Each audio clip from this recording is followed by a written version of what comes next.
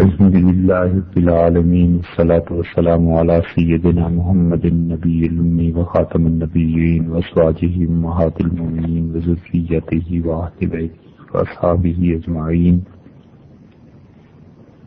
کما صلی علی سیدنا ابراہیم وعلی آل سیدنا ابراہیم انہ حمید مجید اما بعد۔ گزشتہ روز کی نشست میں آپ سن رہے تھے کہ وہ حدث جس سے وضو ٹوٹ جاتا ہے، باطل قرار پاتا ہے، نہیں باقی رہتا، اور اس کی دو قسمیں آپ سے بیان کی تھیں، حدث حقیقی کی دو اقسام۔ اور آج کی نشست میں حدث کی دوسری قسم، جسے حدث حکمی فقہا کی اصطلاح میں کہتے ہیں، یعنی ایسی ناپاکی جس میں اس ناپاکی کا وجود بظاہر نہ پایا جائے، لیکن اس حالت میں یہ احتمال ہو کہ غالب گمان یہی ہے کہ کسی بھی نجاست کا خروج ہوا ہو اور اس آدمی کو پتہ نہ چل سکا ہو، تو اس حالت کو اس گندگی اور نجاست کے خروج کا قائم مقام قرار دے کر پھر اس پہ حدث کا حکم لگا دیا جاتا ہے۔ ایسے حدث کو حدث حکمی کہتے ہیں۔ اور حدث حکمی کی دو قسمیں، ایک قسم تو وہ کہ جس میں ایسی حالت ہو جائے جس حالت پہ حکم لگایا جا سکے، اور دوسری قسم وہ جس میں یہ احتمال بھی نہ ہو کہ نجاست کا خروج انسان کے جسم سے ہوا ہوگا، مگر چونکہ وہ بات حدیث میں آئی ہے اور وہ حدیث امام صاحب رحمۃ اللہ علیہ کو پہنچی تو انہوں نے اس کے مطابق فتویٰ دیا ہے۔ یہ دو قسمیں جو حدث حکمی کی ہیں یہ آج انشاءاللہ آپ سے عرض کریں گے۔ حقیقی چیزیں جو وضو کو ختم کرتی تھیں، ان کے بعد اب وہ چیزیں جن کے متعلق حکم لگایا جاتا ہے، جن حالتوں کے متعلق، ان میں سے ایک چیز نیند ہے۔ نیند بذات خود وضو کو توڑنے والی چیز نہیں ہے، لیکن نیند کی حالت میں چونکہ انسان غافل ہو جاتا ہے اور اسے کچھ پتہ نہیں ہوتا کہ اس کے جسم میں کیا کیفیت پیدا ہوئی اور کیا نہیں، اس وجہ سے نیند کو وضو کے ٹوٹنے کی وجہ قرار دی والی نہیں، کیونکہ اصل میں نیند اگر وضو کو توڑنے والی ہوتی تو پھر ہر طرح سے کسی بھی طرح سے سویا جائے اس سے وضو کا باطل ہونا قرار پاتا، لیکن اس پہ کوئی فتویٰ نہیں دیتا، بلکہ سونے کی حالت دیکھ کر پھر فتویٰ دیا جاتا ہے کہ سونے میں کیا حالت رہی، کیا کیفیت رہی، اس کے مطابق بات کرتے ہیں۔ تو سونے کے متعلق کہ کوئی آدمی سو جائے اور ایسی حالت میں سو جائے جس کسی چیز سے تکیہ لگا کے، ٹیک لگا کے، اور وہ ٹیک ہٹا دی جائے تو یہ آدمی اتنا ایسا سو گیا تھا کہ یہ گر جائے۔ جب اس بات کا یقین ہو تو اب اس انسان کا وضو نیند کی وجہ سے باطل قرار پائے گا، یہ کہیں گے کہ اس کا وضو نیند کی وجہ سے ٹوٹ گیا۔ حضرت عبداللہ ابن عباس رضی اللہ عنہما کی روایت آتی ہے ابو داؤد میں کہ حضرت صلی اللہ علیہ وسلم نے ارشاد فرمایا کہ وہ آدمی جو چت لیٹ جائے اس طرح ختم مفاصلہ اور اس کے جسم کے اعضاء ڈھیلے پڑ جائیں، سارے اس کے جسم کی جتنی بندشیں ہیں یہ ڈھیلی پڑ جائیں تو اس آدمی کو وضو کرنا پڑے گا۔ چت لیٹنے کا مطلب یہ ہے کہ آدمی جیسے بالکل سیدھا لیٹ جاتا ہے، چہرہ آسمان کی طرف ہوتا ہے، اس صورت میں ابو داؤد میں یہ حدیث آئی ہے کہ رسول اللہ صلی اللہ علیہ وسلم نے ارشاد فرمایا کہ اس کو دوبارہ وضو کرنا پڑے گا۔ امام ابو داؤد میں اس حدیث کے راوی ہیں ابو خالد، اور وہ روایت کرتے ہیں قتادہ رحمۃ اللہ علیہ سے، لیکن امام ابو داؤد نے اس حدیث پر یہ بحث کی ہے کہ وہ کہتے ہیں کہ ابو خالد نے یہ بات قتادہ سے نہیں سنی، لیکن علامہ ماردینی رحمۃ اللہ علیہ نے الجوہر النقی میں یہ لکھا ہے کہ یہ سماع ثابت ہے، اور ابو خالد رحمۃ اللہ علیہ نے یہ حدیث حضرت قتادہ رحمۃ اللہ علیہ سے سنی ہے، اور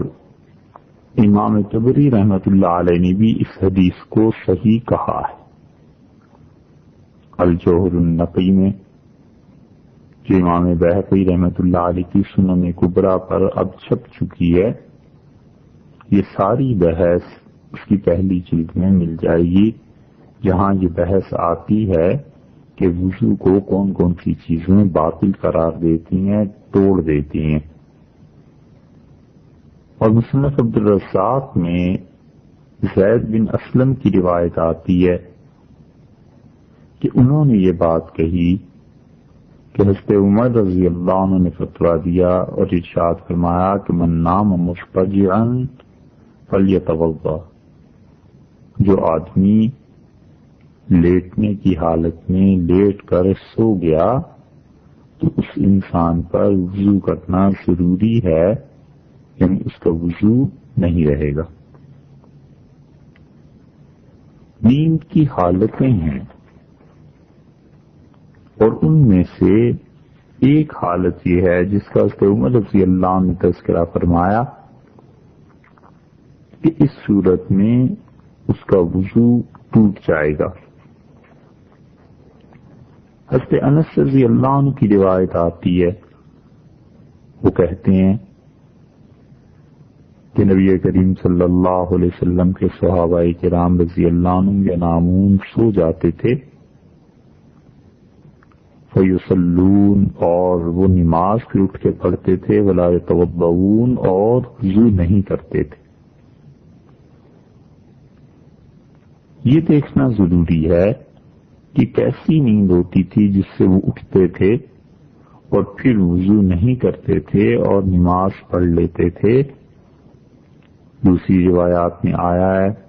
کہ صحابہ کرام رضی اللہ عنہم بیٹھے بیٹھے رسول اللہ صلی اللہ علیہ وسلم کے انتظار میں عشاء کی نماز میں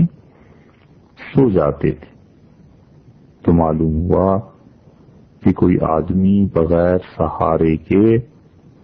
روزانو بیٹھ جاتا ہے اور وہ سو جاتا ہے، تو اس حالت میں اس انسان کا وضو نہیں ٹوٹے گا، کیونکہ نیند خود وضو کو توڑنے والی نہیں ہے۔ تین حالتیں ان میں نیند وضو کو ختم کر دیتی ہے۔ کوئی آدمی کروٹ پر لیٹ جائے اور سو جائے، یا پھر وہ بالکل سیدھا لیٹ جائے یا بالکل الٹا لیٹ جائے، یہ دوسری حالت ہے جس میں نیند سے وضو ٹوٹ جاتا ہے۔ دائیں کروٹ پر لیٹ گیا اور سو گیا، وضو ختم ہو گیا۔ بائیں کروٹ پر لیٹے اور اس میں سو گیا تو پھر بھی وضو ٹوٹ گیا۔ بالکل سیدھا لیٹ جائے اور آسمان کی طرف جیسے منہ ہوتا ہے ویسے ہو جائے تو اس صورت میں بھی اس کا وضو ٹوٹ جائے گا۔ اور اسی طرح بالکل الٹا لیٹ جائے تو اس صورت میں بھی وضو ٹوٹ جائے گا۔ لیکن بالکل الٹا لیٹ جانا کہ انسان کا سینہ زمین کے ساتھ لگا ہوا ہو، ایسے الٹا لیٹ جانا کہ رانیں زمین کے ساتھ لگی ہوئی ہوں، یہ بالکل الٹا لیٹنا حدیث میں منع آیا ہے۔ بچے کئی مرتبہ اس طرح سوتے ہیں، منع کرنا چاہیے اور کروٹ کے بل لٹا دینا چاہیے۔ نبی کریم صلی اللہ علیہ وسلم نے ایسے سوتے میں کسی کو دیکھ لیا تھا، بالکل الٹا ہو کے سویا ہوا تھا، تو منع فرمایا اور ارشاد فرمایا کہ میں نے اہل جہنم کو اس طرح لیٹے ہوئے دیکھا ہے، تم ایسے مت لیٹو۔ تو دو صورتیں ہو گئیں، کروٹ پر لیٹنا اور بالکل الٹا یا بالکل سیدھا لیٹنا۔ اور تیسری صورت یہ ہے کہ کوئی آدمی کسی دیوار یا ستون یا ٹیک لگا کر سو جائے اور اتنا سو جائے کہ اگر وہ ٹیک ہٹائی جائے تو سونے والا گر پڑے، بس جب اتنا گہرا سو جائے گا تو اس کا وضو ٹوٹ جائے گا۔ ستون کے ساتھ ٹیک لگائی اور سو گیا، اور دیکھنے والا یہ سمجھتا ہے کہ اگر ستون ہٹا دیں، یا وہ خود سمجھتا ہے کہ ستون اگر نہ ہوتا تو اتنی گہری نیند تھی کہ میں تو گر جاتا، اگر ستون ہٹا دیا جاتا تو اس صورت میں اس کا وضو ٹوٹ جائے گا۔ صحابہ کرام رضی اللہ عنہ کا جو ذکر آیا ہے کہ وہ سو جاتے تھے، تو اس سے مراد یہ ہے کہ یہ جو تین حالتیں اب بیان کی ہیں اس طرح کوئی نہیں سوتا تھا۔ وہ تو حضرت صلی اللہ علیہ وسلم کے انتظار میں بیٹھے رہتے تھے کہ تشریف لائیں اور عشاء کی نماز پڑھائیں تو دو زانو بیٹھے بیٹھے، یا چار زانو بیٹھنا، چوکڑی مارنا جسے کہتے ہیں، آلتی پالتی مار کے بیٹھنا، اس صورت میں بھی وضو نہیں جاتا۔ اور کوئی آدمی اگر دونوں پاؤں ایک طرف کو نکال کر بیٹھ کے سوتا ہے تو بھی اس کا وضو قائم رہے گا۔ پیدل چلتے ہوئے سو جائے تو بھی وضو قائم رہے گا، کھڑے کھڑے سو جائے تو بھی وضو قائم رہے گا، اور نماز میں رکوع اور سجدے کی حالت میں جبکہ وہ سنت کے مطابق ہو اگر آنکھ لگ گئی تو وضو نہیں ٹوٹتا۔ سنت کے مطابق ہونے کا مطلب یہ ہے کہ جب آدمی ٹھیک سنت کے مطابق رکوع کرے گا تو اتنا جھک جائے گا، اور ٹھیک سنت کے مطابق سجدہ کرے گا تو دونوں پاؤں کی انگلیاں قبلہ رخ ہوں گی، ہاتھوں کی انگلیاں قبلہ رخ ہوں گی، تو اس میں جو جھپکی سی آ جائے کسی کو تو وہ حقیقی نیند نہیں ہے، جس کی وجہ سے انسان پر غفلت طاری ہو جاتی ہے اور پھر ہم کہتے ہیں کہ اس کا وضو ٹوٹ گیا، بلکہ یہ اونگ ہے، گہری اونگ ہے ایک طرح کی۔ تو اس لیے رکوع اور سجدے میں سونے سے بشرطے کہ وہ سنت کے مطابق رکوع اور سجدہ باقی بھی رہے، کر بھی رہا ہو، تو اس انسان کا وضو نہیں ٹوٹتا۔ نبی کریم صلی اللہ علیہ وسلم سوتے تھے اور حدیث میں آیا ہے کہ آپ اٹھتے تھے اور بغیر وضو کیے نماز پڑھاتے تھے۔ اور اس سے عائشہ رضی اللہ عنہا کہتی ہیں کہ میں نے رسول اللہ صلی اللہ علیہ وسلم کو دیکھا، آپ سو گئے اور یہاں تک کہ حضرت صلی اللہ علیہ وسلم کے سونے کے بعد میں نے ان کے خراٹے کی آواز سنی اور آپ اٹھے اور بغیر وضو کیے تشریف لے گئے اور آپ نے نماز پڑھائی۔ تو میں نے عرض کیا اللہ کے رسول آپ سوتے ہیں اور پھر اٹھ کے وضو نہیں کرتے نماز کے لیے، تو رسول اللہ صلی اللہ علیہ وسلم نے فرمایا کہ عینی تنامانی ولا ینام قلبی، میری آنکھیں سو جاتی ہیں لیکن میرا دل نہیں سوتا، دل بیدار رہتا ہے۔ نیند کے علاوہ اور چیزیں ایسی نہیں تھیں، لیکن نبی کریم صلی اللہ علیہ وسلم کی نیند، اس سے ان کا وضو نہیں ٹوٹتا تھا۔ ملا علی قاری رحمۃ اللہ علیہ نے شفا کی شرح میں اس بات پر اجماع نقل کیا ہے کہ رسول اللہ صلی اللہ علیہ وسلم کا وضو نیند سے نہیں ٹوٹتا تھا، اور پوری امت اس بات پر متفق ہے۔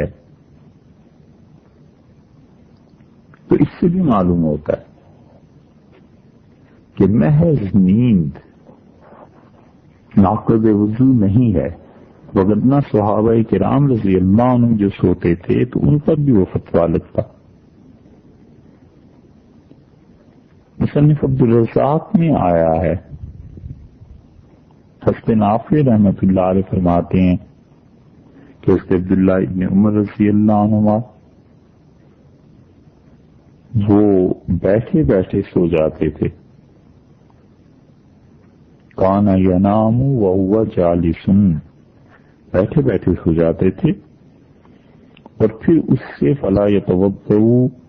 اور ابن عمر رضی اللہ عنہ اس سے وضو نہیں کرتے تھے، اور جب وہ لیٹتے تھے اور لیٹ کے سوتے تھے تو عاد الوضو، تو پھر دوبارہ وضو کرتے تھے۔ یہ دلیل ہے اس کی کہ جب ایسی نیند جس میں انسان مکمل طور پہ اپنے جسم سے غافل ہو جاتا ہے، اس سے وضو ٹوٹ جاتا ہے۔ دوسری چیز جس حالت پر فتویٰ دیا جاتا ہے کہ اس سے وضو ٹوٹ جائے گا، وہ بے ہوشی ہے، اور بے ہوشی خواہ وہ تھوڑی دیر کے لیے ہو اور بے ہوشی خواہ وہ زیادہ دیر کے لیے ہو، دونوں صورتوں میں اس انسان کا وضو ٹوٹ جائے گا۔ غشی بھی ایسے ہی ہے، کیونکہ بے ہوشی میں بھی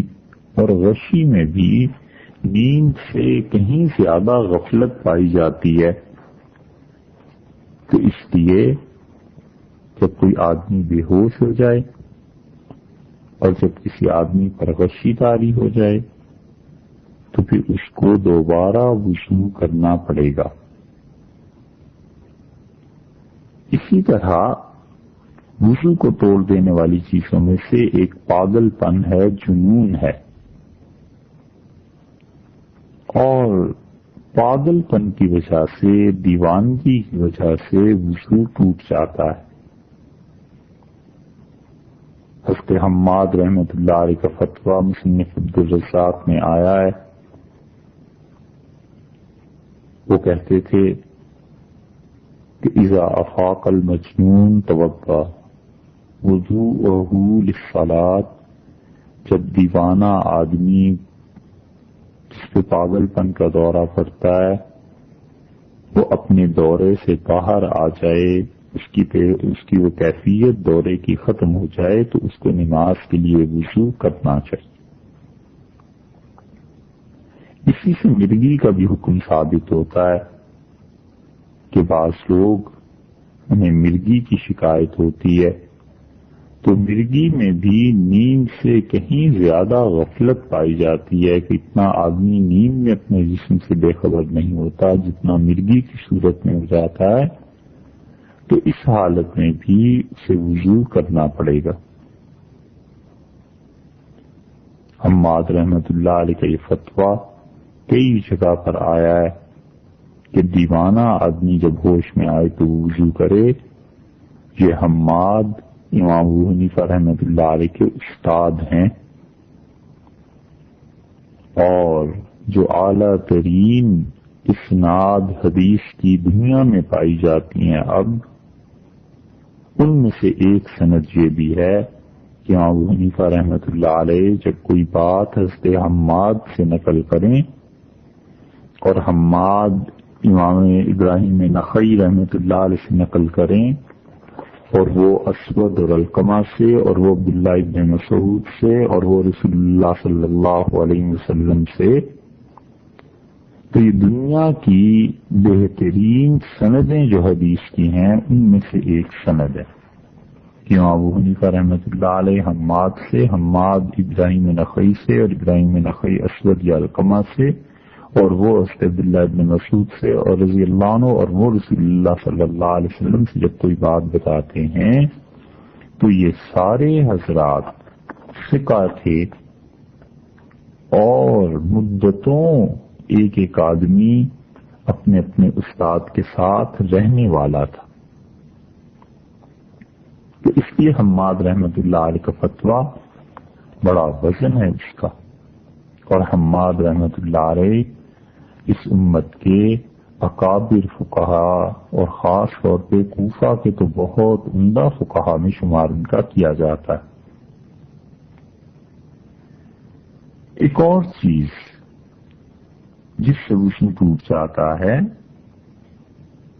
وہ ہے نشہ. نشے کی کوئی چیز آدمی کھا لے یا پی لے تو اس سے وضو نہیں ٹوٹتا جب تک کہ نشے کی حالت اس پہ طاری نہ ہو جائے. مثلاً علیہ باللہ کسی انسان نے شراب چکھی اور اس پہ نشے کی حالت طاری نہیں ہوئی تو اس انسان کا وضو ختم نہیں ہوگا، کیونکہ کوئی ایسی چیز نہیں پائی گئی کہ ہم نجاست کے خروج کا، گندگی کے خروج کا اس پہ حکم لگا سکیں. نشے کی وہ حد جس سے وضو ٹوٹ جاتا ہے، بعض حنفی فقہا نے اسے یہ اختیار کیا ہے کہ اس آدمی کو عورت اور مرد میں تمیز نہ رہے. حضرت صدر الشہید رحمت اللہ علیہ اس پہ فتویٰ دیتے تھے، اور صدر الشہید رحمت اللہ علیہ کے اس فتوے کو بہت لوگوں نے، غالباً عالمگیری نے بھی نقل کیا کہ نشے کی حد یہ ہے کہ عورت اور مرد میں فرق نہ پتہ چلے اسے، تو اس سے اس کا وضو ٹوٹ جائے گا، کیونکہ وہ اس حالت میں اپنے جسم سے بہت زیادہ غافل ہو جائے گا. اور شمس الائمہ رحمت اللہ علیہ کہتے تھے کہ اس کی چال میں لغزش آ جائے، لڑکھڑاتا ہوا چلے، ادھر ادھر جھکتا ہوا چلے. اور فتویٰ اس پہ بہت بڑے بڑے ائمہ نے دیا، فتح القدیر میں بھی ہے، کبیری میں بھی ہے، البحر الرائق وغیرہ میں بھی ہے، جس کا خلاصہ یہ ہے کہ وہ کہتے ہیں فتویٰ اس پہ دیا جائے کہ وہ آدمی اپنی چال پر قابو نہ رکھ سکے تو پھر اس کا وضو نہیں رہے گا. بھنگ کے کھانے سے چال میں لغزش آ جائے، ہیروئن وغیرہ کے پینے سے چال میں فرق پڑ جائے اور کوئی آدمی لڑکھڑاتا ہوا چلے تو اس سے وضو ٹوٹ جائے گا. علیہ باللہ. اللہ تعالی ان سب چیزوں سے اپنی پناہ میں رکھے۔ اور ایک اور چیز جس سے وضو کے باطل ہونے کا حکم دیا ہے فقہا نے، آخری چیز نجاست حکمی کے سلسلے میں وہ قہقہ ہے۔ نجاست اور حدث جس میں صرف حکم لگتا ہے، اس کی دو قسمیں بھی آپ سے عرض کی تھیں کہ ایک قسم تو وہ ہے کہ انسان اپنے جسم سے اتنا غافل ہو جائے کہ اس ایسی حالت چھا جائے، طاری ہو جائے کہ پتہ نہ چلے، جیسے نیند، نشہ، پاگل پن، مرگی وغیرہ۔ اور ایک یہ عرض کیا تھا کہ کوئی حالت طاری نہیں ہوتی، ٹھیک ٹھاک ہوتا ہے۔ تو اب اس پہ وضو کے ٹوٹنے کا حکم کیسے لگایا جائے؟ ایک آدمی نماز پڑھ رہا ہے اور نماز میں وہ ہنسا، قہقہ لگایا اس نے، تو اس قہقے لگانے سے، کھلکھلا کر ہنسنے سے اس کا وضو ٹوٹ گیا؟ آخر کیوں؟ کوئی وجہ نہیں ہے، کسی ناپاک چیز کا خروج جسم سے نہیں ہوا۔ اسی لیے امام مالک اور امام شافعی اور امام احمد بن حنبل رحمۃ اللہ مجمعین یہ سب اس طرف پہ ہیں کہ وہ کہتے ہیں وضو نہیں ٹوٹتا، اور امام ابو حنیفہ رحمۃ اللہ علیہ یہ بات کہتے ہیں کہ اس انسان کا وضو ٹوٹ جائے گا، کیونکہ حدیث ان تک پہنچی تھی۔ حضرت ابو موسیٰ اشعری رضی اللہ عنہ نے روایت کی، اور مجموع الزوائد میں ان کی روایت آتی ہے کہ امر رسول اللہ صلی اللہ علیہ وسلم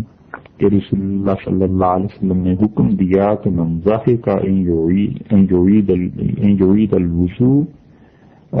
جو آدمی ہنسے، قہقہ لگائے، کھلکھلا کر ہنسے، تو وہ اعادہ کرے گا اپنے وضو کا، وہ یعید الصلاۃ، اور اپنی نماز کو بھی دوبارہ پڑھے گا، دونوں کا اعادہ کرے۔ یہ حدیث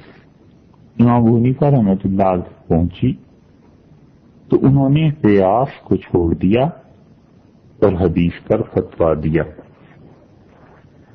جو لوگ یہ سمجھتے ہیں کہ حنفی فقہا کے پاس حدیث نہیں ہوتی، یا حدیث میں انہوں نے کوئی کام نہیں کیا، یا حدیثوں کے ہوتے ہوئے بھی وہ حدیث کے خلاف چیزوں پر عمل کرتے ہیں، ان کی یہ سمجھ اور ان کا یہ بات سمجھنا، یا تو اس کا یہ کہا جائے کہ انہیں بے خبری ہے، علم نہیں، اور یا یہ کہا جائے کہ علم تو جب ہوتا جب پڑھتے،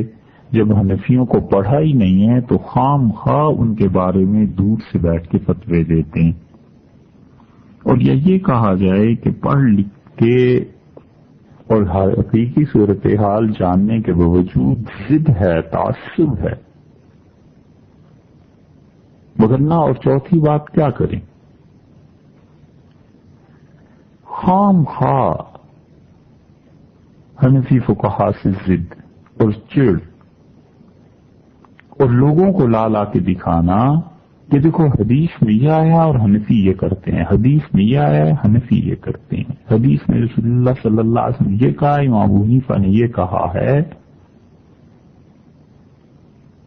یہ طرز عمل اللہ کے ہاں گرفت کا موجب بن جائے گا، جھوٹ بولنا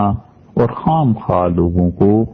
یہ باور کرانا، انہیں یقین دلانا کہ حنفی رسول اللہ صلی اللہ علیہ وسلم کے متوازی مستقل ایک اپنا مذہب قائم کرنا چاہتے تھے اور اسٹیٹ ان اسٹیٹ والی بات کرنا چاہتے ہیں، یہ حنفی یہ بڑا ظلم ہے۔ صاحب اللہ کے یہاں جواب دینا، اور قیامت میں اگر امام ابو حنیفہ رحمۃ اللہ علیہ اور جتنے ان کے مسلک کے مفتی اور فقہا پر اعتراض لوگ بڑھ بڑھ کے کرتے ہیں، ان سب کا سامنا کرنا پڑا اللہ کی عدالت میں، تو پھر پتہ چلے گا کہ زندگی میں چٹخارے اور چسکے زبان کے اور جذباتی باتیں اور حنفیت کی مخالفت میں اندھے ہو کے جو لگے ہوئے تھے، اللہ کے ہاں یہ کتنی چیزیں مہنگی پڑی۔ ہمیشہ اپنے مخالفین کے متعلق یہ بات سوچ لینی چاہیے کہ ممکن ہے اس شخص کے پاس بھی کوئی دلیل ہو، اگر بہت ہی حق کی تحقیق کرنی ہے تو چلیے اس دلیل کو دیکھ لیتے ہیں۔ یہ عمومی رجحان لوگوں میں بڑھتا جا رہا ہے کہ وہ سمجھتے ہیں حدیث کی کتاب اٹھائی اور حدیث اس میں دیکھ لی، بس اس کے مطابق عمل شروع کر دیا۔ یہ بخاری میں، مسلم میں یہ وضو کے بیان جب شروع ہوئے تھے تو استنجا کے باب میں بتایا تھا نا، رسول اللہ صلی اللہ علیہ وسلم نے کھڑے ہو کے پیشاب کیا، کیوں نہیں کھڑے ہو کے سب پیشاب کرنا شروع کر دیتے؟ حدیث میں آیا۔ کیا ہر چیز جو حدیث میں آئی ہے بغیر اساتذہ سے پڑھے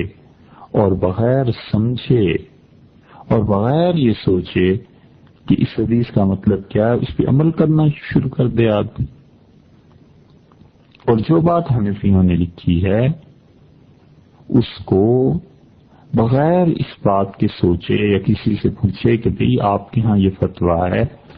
اور فقہا نے یہ فتویٰ کیوں دیا ہے، آخر اس کی کیا وجہ تھی، یہ حدیث ان تک پہنچی تھی نہیں پہنچی تھی، کیوں ان کے لیے یہ فتویٰ تھا،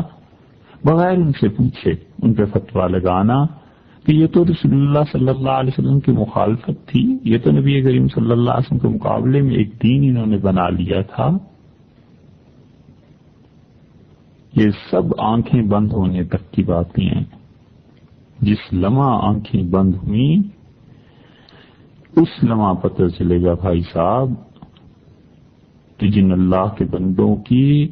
عزتوں میں اپنی زبان میں کھولتا رہا اور جن اللہ کے بندوں پہ میں تنقید کرتا رہا اور جن کو میں مشرک اور کافر قرار دیتا رہا، خدا کے ہاں کی عدالت میں اب جب جرا شروع ہوگی تو پھر پتہ چلے گا کہ اپنے آپ کو کیسے بچانا ہے۔ ہم اس کی صرف ایک مثال دیتے ہیں۔ آپ نے سنا ہوگا، کہتے ہیں کہ قرآن پاک میں بچے کو دودھ پلانے کی مدت 2 سال ہے۔ اللہ تعالی نے فرمایا کہ حولین کاملین، 2 سال تک مائیں اپنے بچوں کو دودھ پلائیں۔ اور امام ابو حنیفہ رحمۃ اللہ علیہ متعلق کہتے ہیں، ابو حنیفہ کو دیکھو بہت احسان کرتے ہیں تو کہتے ہیں امام ابو حنیفہ، اور بہت ہی احسان کرتے ہیں تو کہتے ہیں امام ابو حنیفہ صاحب، بس اس سے آگے نہیں۔ وہ کہتے ہیں 2.5 سال، تو قرآن کہتا ہے 2 سال، امام ابو حنیفہ فرماتے تھے، امام ابو حنیفہ کہتے تھے 2.5 سال، تو یہ قرآن کی مخالفت نہیں تو اور کیا ہے؟ یوں لوگوں کو گمراہ کرتے ہیں۔ اور امام صاحب رحمۃ اللہ علیہ سے اگر کوئی دل کے کسی گوشے میں ان کا ادب احترام باقی ہو تو امام صاحب رحمۃ اللہ تک تو نہیں پہنچتے، صاحب ہدایہ رحمۃ اللہ علیہ ان کی تو جان عاجز کر دیتے ہیں۔ اللہ نے اپنے اس بندے کے لیے کیا کیا ترقی درجات اور آخرت کے سامان رکھے ہیں کہ یہ بونے لوگ، چھوٹے قد کے لوگ امام صاحب ہدایہ رحمۃ اللہ علیہ پہ اعتراض کرتے ہیں۔ ایک بستی میں بونے سارے رہتے تھے، تو کوئی بڑے قد والا آدمی چلا گیا نا، تو ان بونوں نے کہا اس کے پاؤں کاٹو تاکہ ہمارے ہی جتنا ہو جائے، ہم نے تو بڑھنا نہیں، اسے تو چھوٹا کیا جا سکتا ہے۔ بس اب معاشرہ ہمارے ملک میں ایسے ہی تشکیل پا گیا ہے کہ جہاں کسی کی خوبی کوئی نظر آئے تو اعتراف کرنے کی بجائے اس کے پاؤں کاٹو، دبا کے جھوٹ بولو اس آدمی کے متعلق، اتنا جھوٹ بولو کہ خود اس آدمی کو شک ہونے لگے کہ سچ کیا۔ تو صاحب ہدایہ رحمۃ اللہ علیہ کے متعلق تو ایسے ہی جھوٹ بولتے ہیں۔ تو امام ابو حنیفہ رحمۃ اللہ علیہ کا ادب احترام رہا تو صاحب ہدایہ جی ہدایہ میں لکھا ہے کہ 2.5 سال دودھ پلائیں، قرآن میں آیا 2 سال پلائیں. یہ حنفی تو جی قرآن کے خلاف، انہیں تو کچھ آتا نہیں. ہم صرف اس ایک مسئلے کی آپ سے تشریح کرتے ہیں کہ آپ ذرا اس مسئلے کی تشریح کے بعد سوچئے گا کہ کیا جو اعتراض کرتے ہیں اتنا ٹھوس اور گہرا علم میں ہوتا ہے؟ اللہ تعالی نے قرآن پاک میں یہ بات کہی، 2 مقامات پر بچے کو دودھ پلانے کے متعلق حکم بیان کیے. ایک جگہ سورہ احقاف میں اللہ تعالی نے یہ بات ارشاد فرمائی، اور اس سورہ احقاف میں 26ویں پارے میں آپ اگر آیت کریمہ دیکھیں تو اللہ تعالی نے ارشاد فرمایا ہے کہ عورتیں اپنے بچوں کو جو دودھ پلاتی ہیں ان کے متعلق بھی انسانوں کو وصیت کی، اور ارشاد فرمایا کہ وَوَصَّيْنَا الْإِنسَانَ بِوَالِدَيْهِ إِحْسَانًا، اور ہم نے یہ ضروری قرار دیا انسان کے لیے کہ وہ اپنے والدین کے ساتھ حسن سلوک سے کام لے. 26ویں پارے میں سورہ احقاف میں 15ویں آیت میں اللہ تعالی نے یہ بات ارشاد فرمائی، اور ماں کے حقوق کی طرف توجہ دلاتے ہوئے فرمایا کہ حملتہ امہ کرہن، اس کی ماں نے بڑی تکلیف کے ساتھ اسے اپنے جسم میں اندر رکھا ہے. ووضعتہ کرہا، اور اس کی ماں نے بڑی تکلیف کے ساتھ اس کو جنم دیا ہے. وحملہ، اور اس بچے کو اٹھانا، وفصالہ، اور اس کے دودھ کا چھڑانا، 30 شہرن، 30 مہینے. یہ ہے بات جو ارشاد فرمائی. سمجھے آپ؟ اللہ تعالیٰ نے ارشاد فرمایا ہے کہ اس کی ماں نے اسے اٹھایا بڑی مشکل سے، ووضعتہ کرہا، اور اسے جنم دیا بڑی تکلیف کے ساتھ. تو اس ماں کی قدر کرے. وحملہ وفصالہ 30 شہرا، اور اس ماں نے جو اسے اٹھایا ہے اور جو اسے دودھ پلایا ہے 30 مہینے تک. یہ 30 مہینے تک جو فرمایا ہے کیا ہے؟ صاحب ہدایہ رحمۃ اللہ علیہ کہتے ہیں کہ اس آیت میں اٹھانے کے 2 معنی ہو سکتے ہیں، یا تو یہ کہ گود میں ماں نے اٹھایا، اور یا یہ کہ اپنے جسم میں رکھا اٹھایا،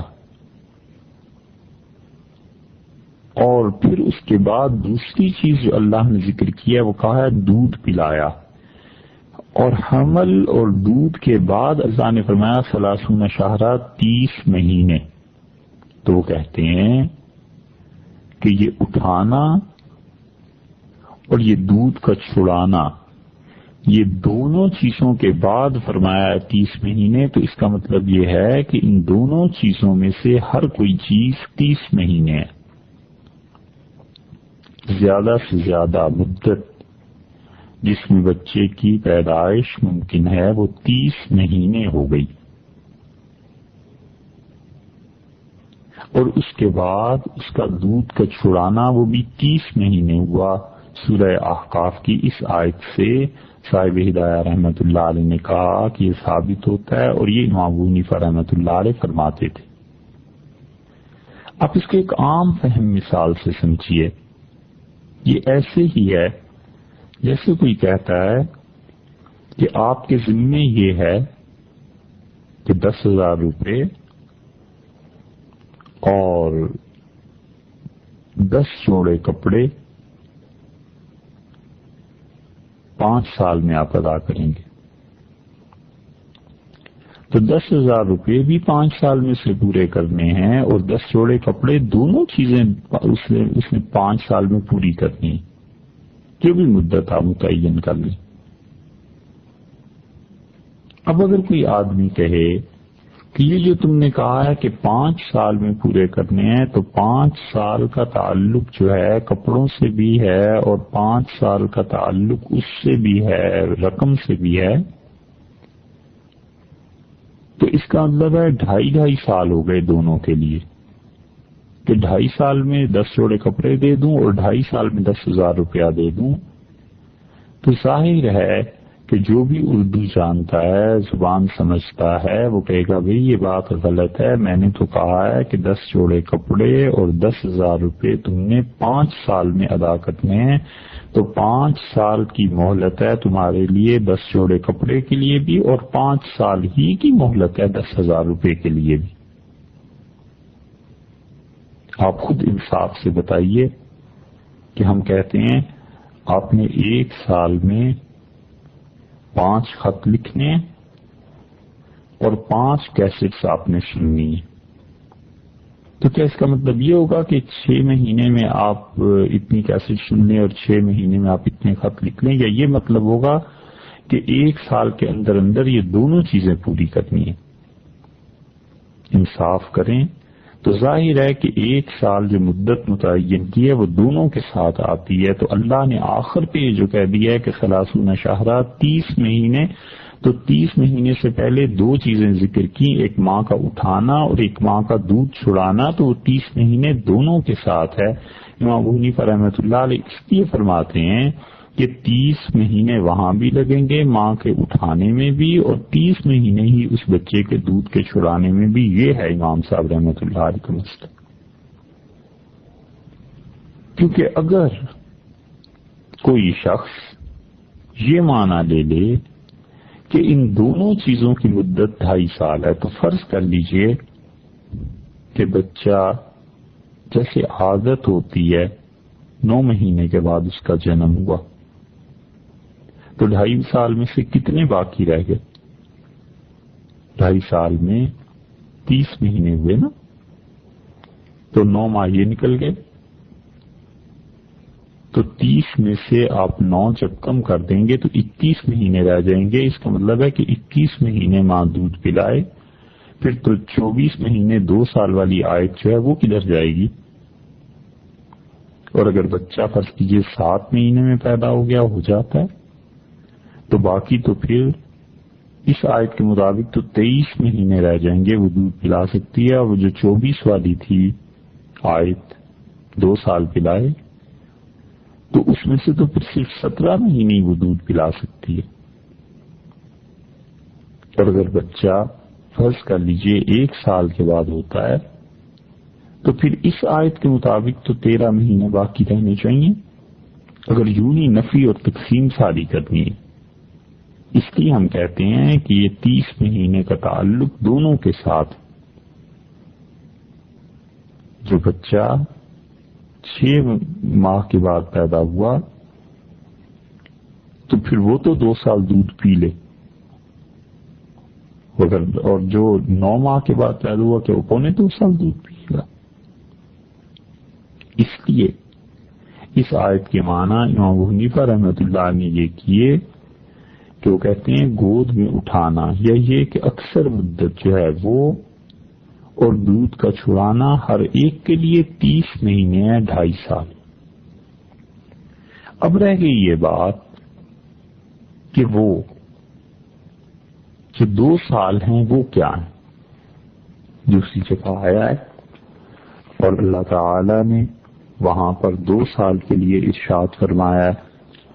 اور وہ آیت کریمہ آپ دیکھیے، اللہ تعالیٰ نے فرمایا والوالدات یرضعن اولادہن حولین کاملین، اور مائیں اپنے بچوں کو دودھ پلائیں گی 2 سال تک، لمن اراد ان یتم الرضاع، یہ اس کے لیے ہے جو بچے کو دودھ پلانا پورا کرے، وعلی المولود لہ، اور جس کے لیے یہ بچہ ہے جنم لیا بچے نے یعنی باپ کے لیے، اس کے ذمے ہے کہ رزقہن وکسوتہن، کہ ایسی عورتوں کے لیے کھانے پینے کا بندوبست بھی اس عورت کے لیے کرے گا، اور ان عورتوں کے لیے یا اس عورت کے لیے لباس کا بھی بندوبست کرے۔ یہ ارشاد فرمایا۔ یہ دوسری قسم کی عورتیں ایسی عورت جس کو شوہر نے طلاق دے دی اور اب اپنے بچے کو دودھ پلا رہی ہے، اجرت پر دودھ پلا رہی ہے، تو باپ ہے ایک ماں ہے، ایک بچہ ہے، تینوں کے حقوق کو مد نظر رکھتے ہوئے شریعت نے کہا، اللہ نے فرمایا کہ 2 سال کی جو مدت ہے اس میں جو دودھ پلایا جا رہا ہے تم اس پہ اجرت لے سکتی ہو۔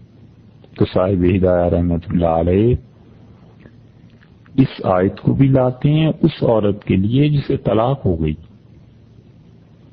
اور پھر وہ حدیث کو لے کے آئے ہیں کہ رسول اللہ صلی اللہ علیہ وسلم فرمایا کہ 2 سال تک دودھ پلایا جائے، تو وہ کہتے ہیں یہ اس عورت کے متعلق ہے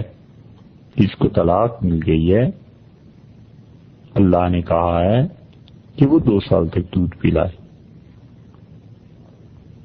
کہ اجرت پر دودھ پلانے والی مائیں اپنی اولاد کو دودھ پلائیں پورے 2 سال، اور وہ خاوند جو ہے وہ اجرت ادا کرے گا اور اس عورت کے، اس لڑکی کے کھانے اور کپڑے کا بھی خیال رکھے گا، اور 2 سال سے پہلے اگر یہ چھڑانا چاہیں تو چھڑا سکتے ہیں۔ تو 30 مہینے کے لیے جو بات تھی وہ اور خواتین ہیں، اور 2 سال کے لیے جو تھی وہ اور خواتین ہیں۔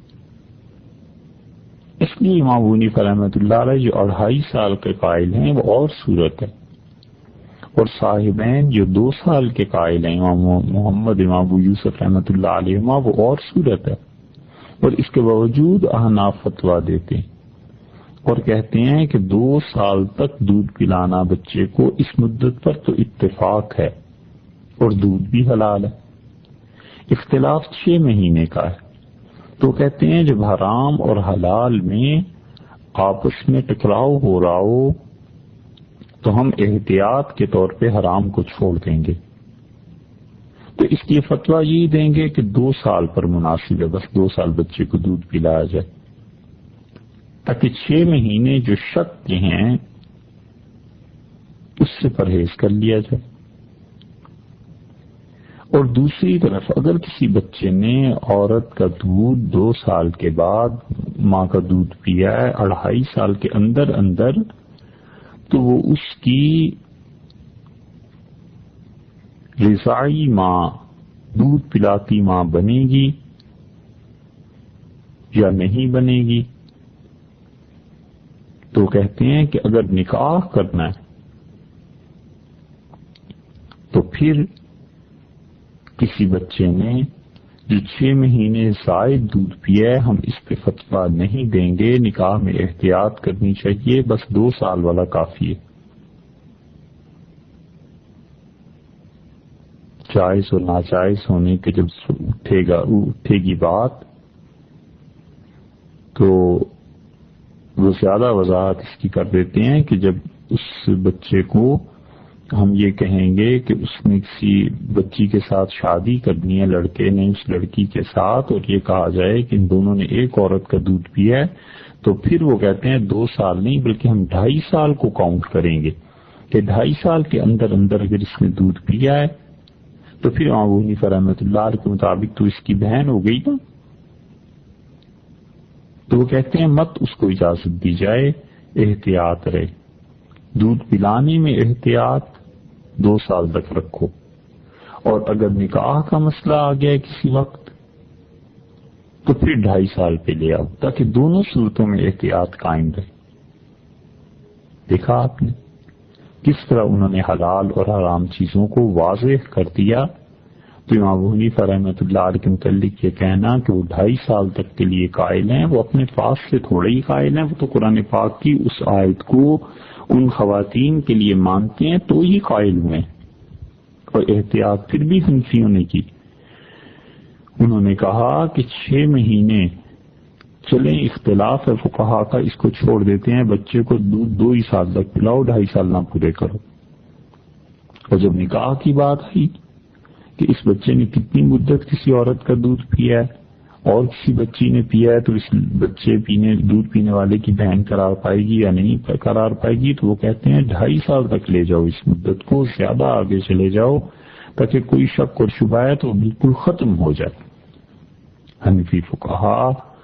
اتنے دقیق، اتنی باریکی سے سوچ کر پھر فتوے دیا کرتے تھے. اس لیے یہ شور مچاتے رہنا کہ حنفیوں کے ہاں تو حدیث نہیں ہوتی اور حدیث کے خلاف کرتے ہیں، بڑا ظلم ہے، اور قیامت میں اللہ کے ہاں اس ظلم پہ پوچھ ہوگی. اس لیے کہا لگانا اس سے نماز ٹوٹ جاتی ہے اور وضو بھی ٹوٹ جاتا ہے. حنفی فقہا نے اس بات پر فتویٰ دیا. اگر کھلکھلا کے ہنسے اور اتنی آواز تھی کہ صرف پاس والے آدمی نے سنی جو ساتھ کھڑا تھا تو نماز ٹوٹ گئی، وضو نہیں گیا. اور اگر اتنی بلند آواز تھی کہ گرد و نواح کے لوگوں نے سن لی، آگے پیچھے صف میں جو کھڑے تھے سب نے سن لی، تو وضو بھی جاتا رہا اور نماز بھی چلی گئی. لیکن اس سلسلے میں دو باتیں یاد رکھنی چاہیے. ایک تو یہ کہ نابالغ بچہ جو ہے اس کا وضو نہیں جائے گا. دوسری بات یہ ہے کہ یہ نماز ایسی ہونی چاہیے جو رکوع سجدے والی نماز ہے، جنازے کی نماز میں یہ حکم نہیں ہے. اور تیسری بات بھی جو یاد رکھنی چاہیے وہ یہ ہے کہ اس بالغ مرد یا عورت کا جو وضو ٹوٹ گیا ہنسنے سے نماز میں، تو بحث یہ پیدا ہوتی ہے کہ کیا اسے نماز کے لیے ہم کہیں گے بے وضو ہے، یا یہ کہ وضو کی وجہ سے جتنے اعمال کرنے ہیں وہ سب کے سب اس کے لیے حرام ہو جائیں گے. مثلا قرآن پاک کو چھونا ہے، طواف کرنا ہے بیت اللہ کا، تو حنفی فقہا کہتے ہیں کہ اس کا وضو صرف نماز کے لیے باطل ہو جائے گا، نماز نہیں پڑھ سکتی، نماز بھی لوٹائے وضو بھی لوٹائے، البتہ قرآن پاک کو چھونے کے لیے اور طواف کے لیے اس کا وضو برقرار ہے. کیونکہ حدیث میں رسول اللہ صلی اللہ علیہ وسلم سے جو بات آئی ہے وہ یہی نماز کے حق میں ہے، باقی چیزوں کے بارے میں نہیں. حضرت معبد بن ابی معبد رضی اللہ عنہ کی روایت ہے رسول اللہ صلی اللہ علیہ وسلم سے کہ آپ نے ارشاد فرمایا من قہقہ فی صلاتہ، جو آدمی اپنی نماز میں قہقہ لگائے اسے چاہیے کہ وہ وضو بھی کرے اور نماز بھی لوٹائے. عبداللہ ابن عمر رضی اللہ عنہ کی روایت آئی ہے. اور یہ ساری روایات الجوہر النقی میں مل جائیں گی، بہقی کے حاشیے پہ، سنن کبریٰ جو ہے نا امام بہقی رحمۃ اللہ علیہ، اس کے حاشیے پہ حضرت عبداللہ ابن عمر رضی اللہ عنہ نے کہا کہ رسول اللہ صلی اللہ علیہ وسلم جو شخص اپنی نماز میں ہنسے اسے چاہیے کہ وہ دوبارہ وضو بھی کرے اور نماز بھی پڑھے. اصل بات جہاں سے شروع ہوئی ہے وہ بھی آپ کو بتا دیتے ہیں کہ یہ جو وضو کا اور نماز کا اعادہ ہے یہ اصل میں اسے سزا ملی ہے. اسی وجہ سے بچہ جو ہے اسے تو سزا دینی نہیں کیونکہ وہ تو ناسمجھ ہے، تو اس لیے اس کا وضو تو قائم رہے گا. لیکن بالغ آدمی مرد اور عورت وہ نماز میں ہنسے اتنی زور سے کہ پاس آواز سب کو اس کی پہنچے، تو اس کو تو سزا ملنی چاہیے. اور پھر نماز جنازہ نہیں، ایسی نماز جو سجدے والی ہے، رکوع والی ہے، اس لیے کہا کہ حدیث میں یہ آیا ہے. تو اس سے معلوم ہوا کہ جنازے کی نماز میں کوئی ہنسے یا سجدہ تلاوت میں ہنسے یا بچہ اپنی نماز میں ہنسے تو اس پہ کوئی فرق نہیں پڑے گا، وضو نہیں ٹوٹتا. ہمارے یہ جو ائمہ کہتے ہیں تینوں امام، باقی امام مالک، شافعی، احمد بن حنبل رحمۃ اللہ علیہ، وہ کہتے ہیں کہ قہقے سے وضو کیوں ٹوٹ جائے گا، کوئی چیز جسم سے خارج نہیں ہوئی. لیکن ہم نے قیاس کو چھوڑ دیا اس لیے کہ رسول اللہ صلی اللہ علیہ وسلم سے ثابت ہے. اصل میں بات یہاں سے شروع ہوتی ہے، یہاں سے صلی اللہ علیہ وسلم نماز پڑھا رہے تھے اور ایک آدمی آئے، ایک صحابی رضی اللہ عنہ نماز پڑھنے کے لیے، اور ان کو نظر کم آتا تھا. سامنے ایک گڑھا تھا تو وہ گڑھے میں گرتے گرتے بچے، لیکن وہ اس طرح یا وہ گر گئے، لیکن اس طرح سے یہ منظر پیش آیا کہ ان کی آواز ان چیزوں کو سن کے بعض لوگوں نے دیکھا جو رسول اللہ صلی اللہ علیہ وسلم سے نماز پڑھ رہے تھے، تو وہ ہنس پڑے اس منظر کو دیکھ کے۔ تو رسول اللہ صلی اللہ علیہ وسلم جب سلام پھیرا تو آپ نے فرمایا تم میں سے نماز میں کون کون ہنسا تھا؟ جاؤ وضو کرو اور دوبارہ نماز پڑھو۔ تو یہ سزا کے طور پہ ارشاد فرمایا تھا، اس لیے اب بھی کوئی نماز پڑھتے ہوئے ہنسے گا اتنا کہ آگے پیچھے کی صف تک اس کی آواز پہنچ گئی یا دائیں بائیں کا کافی سارے لوگوں کو پتہ چل گیا تو اس کا وضو ٹوٹ جائے گا۔ ابن حمام رحمۃ اللہ علیہ نے اس پہ بڑی اچھی بات فتح القدیر میں لکھی ہے۔ وہ کہتے ہیں کہ تمہارا کیا خیال ہے، رسول اللہ صلی اللہ علیہ وسلم کے پیچھے نماز پڑھنے والے اکابر صحابہ رضی اللہ عنہ تھے، کوئی ایسے ہنسا ہوگا؟ اور پھر انہوں نے جواب دیا، وہ کہتے ہیں کہ حضرت صلی اللہ علیہ وسلم کے پیچھے منافق بھی نماز پڑھتے تھے، جو لوگ نئے نئے مسلمان ہوئے ہوتے تھے دیہاتی، وہ بھی نماز پڑھتے تھے۔ تو اس لیے جو ہنسنا تھا یہ یا تو وہ منافقین ہنسے ہوں گے، اور یا وہ جنہیں مسائل کا معلوم نہیں تھا، ابھی نئے نئے مسلمان ہوئے تھے، دیہات کے رہنے والے تھے، تو وہ ہنسے ہیں۔ جیسے کہ دوسری روایت میں یہ آتا ہے کہ ایک آدمی آیا اور اس نے مسجد نبوی میں پیشاب کیا اور رسول اللہ صلی اللہ علیہ وسلم نے اسے سمجھایا کہ یہ جگہ نماز کے لیے ہے، یہ ان چیزوں کے لیے نہیں۔ تو کہتے ہیں ایسے ہی لوگ آئے پیچھے کھڑے ہوئے، اور پھر صاحب ابن حمام رحمۃ اللہ علیہ نے بہت اچھی بات تیسری بھی نکل کی۔ انہوں نے کہا قرآن میں جو آیا ہے کہ یہ جب آپ جمعے کا خطبہ دے رہے تھے تو ترکو کا قائمہ، تو رسول اللہ صلی اللہ علیہ وسلم کو اللہ تعالیٰ نے فرمایا کہ آپ کھڑے خطبہ دے رہے تھے اور یہ لوگ اٹھ کے چلے گئے بازار میں گندم خریدنے کے لیے۔ تو ابن حمام رحمۃ اللہ علیہ کہتے ہیں کہ اکابر صحابہ رضی اللہ عنہ نے نہیں چھوڑا تھا رسول اللہ صلی اللہ علیہ وسلم مسجد نبی میں اکیلا، بلکہ یہ جانے والے وہ لوگ تھے جو نئے نئے مسلمان ہوئے تھے، دیہات سے آئے ہوئے تھے، انہیں مسائل کا علم نہیں تھا، پتہ نہیں تھا کہ اس طرح ادب اور احترام سے ایسے بیٹھنا ہے۔ تو وہ جب انہوں نے گندم کے تاجروں کی آواز سنی تو اٹھ کے مارکیٹ میں چلے گئے۔ اسی لیے ان آیا میں لکھا ہے کہ یہ صحابہ کرام رضی اللہ عنہ سے حسن ظن ہے، اور صحابہ کرام رضی اللہ عنہ سے حسن ظن، اچھا گمان قائم رہنا چاہیے، وگرنہ نماز میں ہنسنا یہ تو کوئی ایسی چیز نہیں ہے کہ جس سے وضو ٹوٹ جائے۔ اور پھر انہوں نے لکھا ہے کہ صحابہ کرام رضی اللہ عنہ کے متعلق ہمارا یہ عقیدہ ہے جو اصول میں طے پا گیا، والمنقول فی الاصول ان الصحابۃ عدول وہم محفوظون من المعاصی، اور ہمارا یہ عقیدہ ہے کہ صحابہ کرام رضی اللہ عنہم سب کے سب سچے لوگ تھے اور وہ گناہوں سے محفوظ تھے، اور رسول اللہ صلی اللہ علیہ وسلم نے جو ان کی تربیت کی تھی یہ ایسی ہی تھی۔ البحر الرائق میں ابن نجیم رحمۃ اللہ علیہ نے پہلی جلد میں جہاں قہقہے سے وضو ٹوٹتا ہے یا نہیں اس کے ضمن میں یہ ساری بحث لکھی، اور بہت اچھی بحث، بہت نفیس بحث۔ رہ گیا ہنسنا، محض تبسم جس میں سرے سے آواز نہ ہو، محض آدمی کے دانت نظر آنے لگیں، تو اس سے نماز نہیں ٹوٹتی اور وضو بھی نہیں ٹوٹتا، اس لیے کہ خود تبسم فرمانا رسول اللہ صلی اللہ علیہ وسلم سے نماز میں ثابت ہے۔ حدیث میں آیا کہ جبریل امین آئے اور انہوں نے رسول اللہ صلی اللہ علیہ وسلم کو خبر دی